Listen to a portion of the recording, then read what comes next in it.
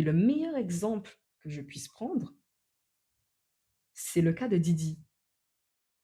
Lorsque j'étais sur YouTube et que je regardais les analyses qui concernaient l'affaire de Didi, je voyais pas mal de personnes dire dans les commentaires: «Comment se fait-il que celui-ci a sévi durant autant d'années?»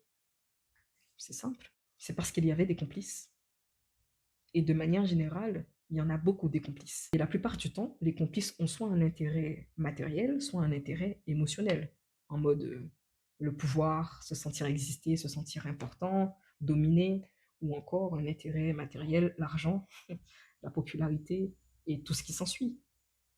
De ce fait, va falloir m'expliquer pourquoi des complices, pourquoi des soutireurs de vices, et je le répète, il y en a beaucoup, iraient dénoncer quelque chose dont eux-mêmes abusent, dont eux-mêmes ont un intérêt.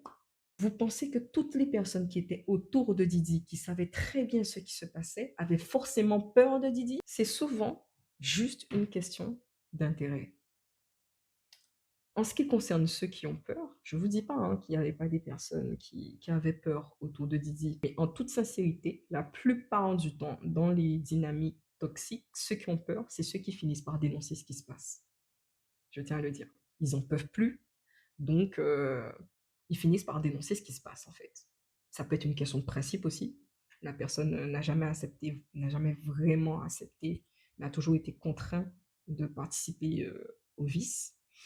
Donc, ceux qui ont peur, la plupart du temps, finissent par dénoncer ce qui se passe.